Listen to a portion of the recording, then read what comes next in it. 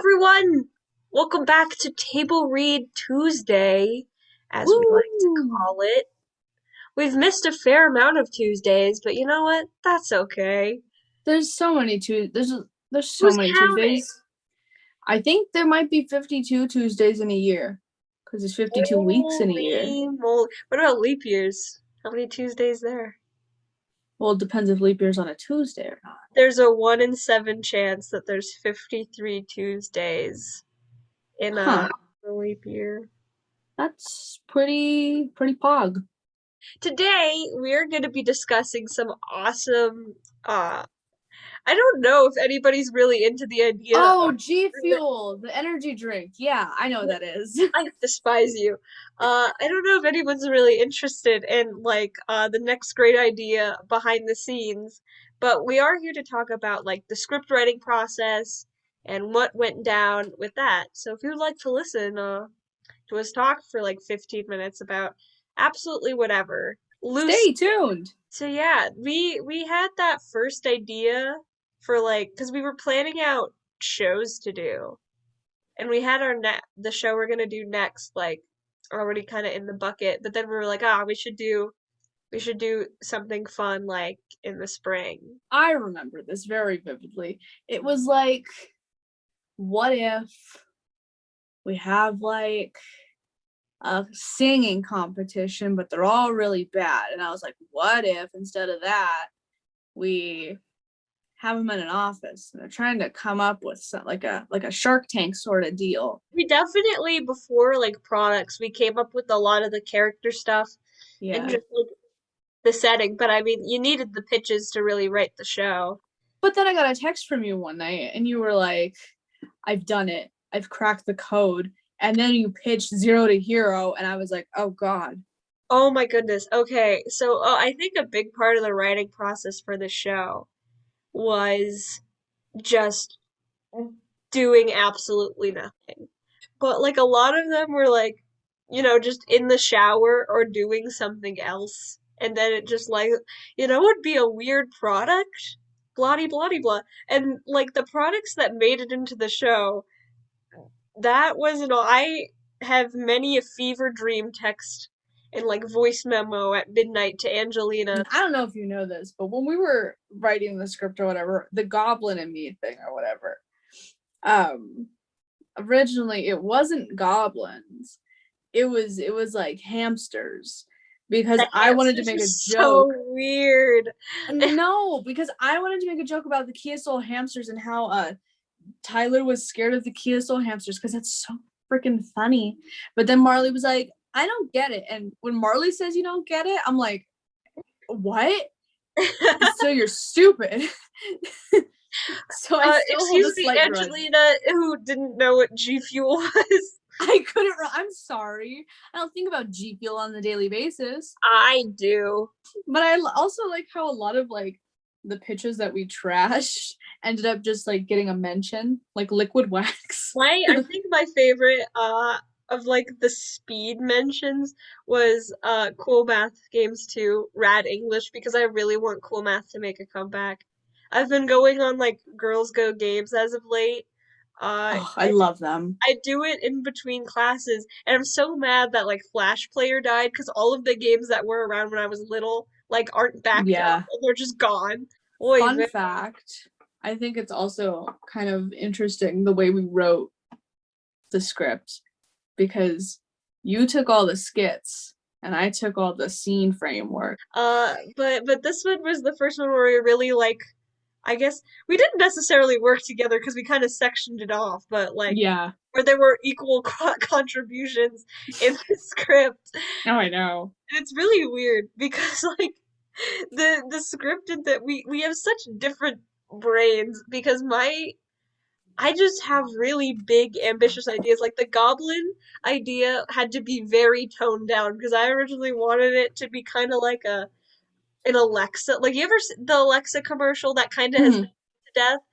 Uh, the Yeah. goblin was supposed to be kind of, rather than like a housemaid, it was supposed to be kind of like an Alexa, but the goblin just kind of lives in your house. You could be like, play something on the lute, and it would like lay across your piano all sexy and like sing you a horrible, horrible tune. I remember pitching that to you directly, and you were like, Marley, whoever we get to film that isn't gonna do that. And we are See, like, I don't remember that because now I would have been like, that's I want that. I think that's like funny. the goblin, there was definitely a scene that didn't get written, but was it might be in my notes on my phone somewhere that was like have the goblin lay sexily across the piano because its master requested it to sing it a sexy song. But you know what? You know which one did make it into the script? Eyes of Fear. Eyes of Fear. Oh my goodness. I was so nervous when my mom watched that one. I'm kind of glad that my mom doesn't understand the fisherman's sense of humor because that Yeah. those guys are so funny because they just made it like a million times better with their improv and their little The my favorite part of that whole commercial is when he saves the picture of Aunt Jemima. It's my I like when favorite. it cuts and his shirt is off. And it's like, oh, oh, oy vey. I also like when he's like, "Do you want to see your profile picture?" He's like, "Yes, please." They just took that and ran with it. They And really I did. was I so love them nervous for for my it. parents to see that because they knew that I wrote that, and that's just like like like some of the other commercials were like naughty, but that one was like over the line. I know. I was most nervous for the eat a bag of dicks line because I was, and that was at the beginning. I was like, "What are we? How we feeling?" I definitely think my favorite in terms of how it came out.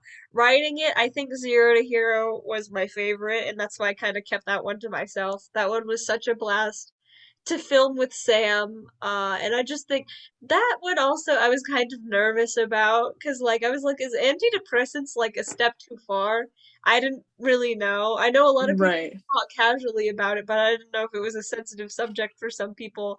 But like everyone seemed to really like it and think it was very, very funny. But I definitely think my favorite, like watching the show, I really love how FB Mine came out. I was just gonna That say was FB. I'm hilarious. biased because I'm in it, but I. Oh my god! I think my favorite thing about it was the music I chose for it because it was very like dancing with your enemy at the ball type Oh my music, God. and like the swells in the music. I was like, oh, this is so great for no reason. I love it. I did have to kind of explain to my parents like the meme of everyone having an FBI agent for them to Yeah. really get the joke. But I mean, like, I feel like most of our audience is Zoomers. I Who? I already know the answer to this question, unless it's changed. Who's your favorite character from Next Great My Idea? favorite character, Sid. I kind of, I kind of feel bad for Ivy because when I was doing the notes, Sid was the character that I read for when we were originally like doing the drafts and stuff, and we were kind of going through it by ourselves. And I read Sid a very certain way, and while Angelina handled like all of the scene bits, I found myself adding in lines for Sid that made her even more hmm dumb and ditzy and more pen obsessed. I know. I would look at the script and I would be like, Sid was not when did I supposed write here. this? I was like, this My is least great. favorite part of the show is when Sid leaves. Uh, like Sid was my character before we even casted anyone. And I feel so bad for poor Ivy because I feel like I pushed a lot of that onto her. Because I did, no, it's like be a little more ditzy, and I think Ivy did a very great job. Yeah. And she definitely made her I needed to step back. She definitely made it her own. But if we ever did have to recast the next great idea, I would have definitely offered up to be Sid. Hey, speaking of the documentary, um, I wasn't sure if people were gonna get the whole thing of like, spoiler alert, if you haven't watched it, go watch it now before I spoil the show for you and your mom. Oop, at the end, when that the actual next great idea is the docu, it's a show within a show. It's very meta. I thought I was onto something with it. I didn't know if people were It gonna get was like that. the stupidest ending, but every time everyone read it, they're like, "Huh, that works." And I was like, Yeah. you.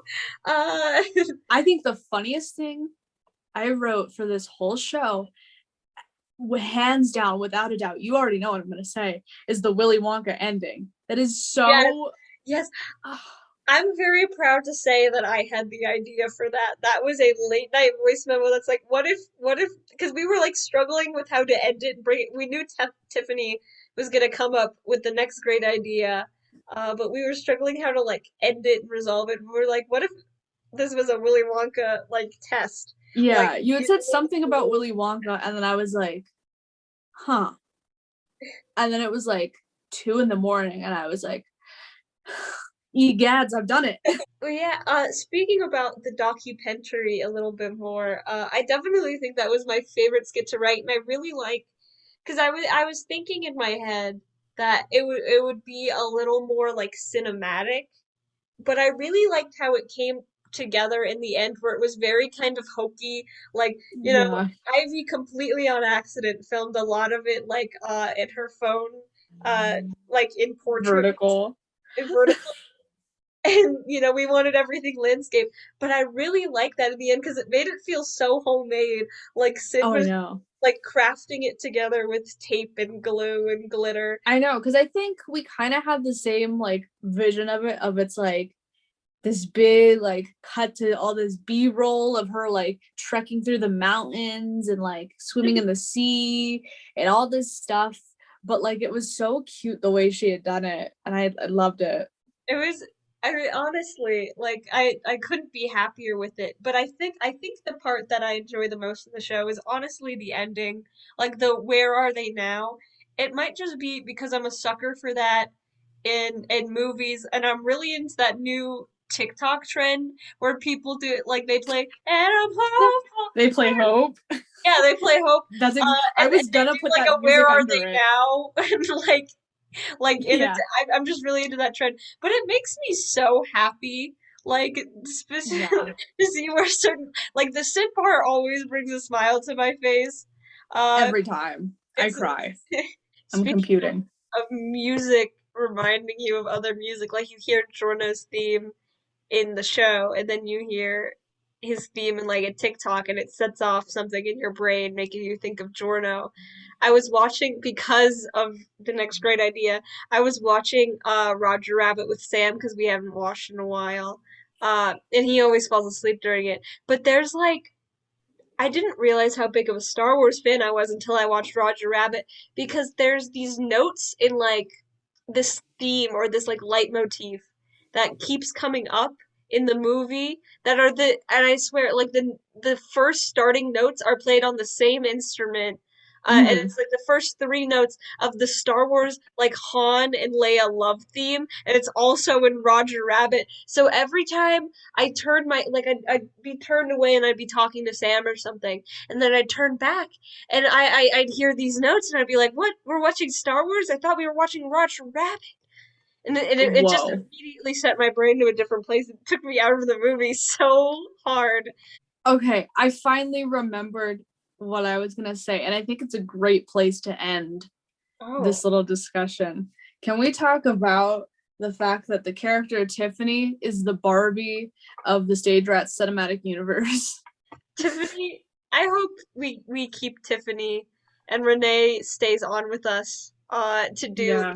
more shows with her because I love my secretary girl. I think it's so there's so much we can do with it. It's Yeah. exciting, and I love that she did it too.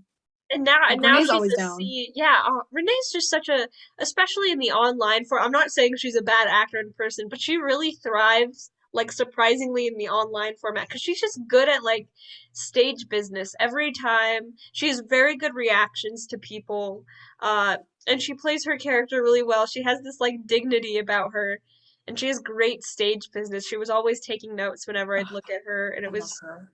I love her so much. Anyone want to write Me? fan fiction for the stage rats playing? No. All right. On that note, thank you for joining us for Thank this you for listening. special edition of Table Read Tuesday that has nothing to do with a table read and will most likely not be Well, uploaded we on did a have to Tuesday. table read the show. We at one point we did. Signing off. I'm Marley, I'm Angelina. and we are the stage rats. Bye bye. Pog. Pog City Nation. Lit I dog awesome. stop.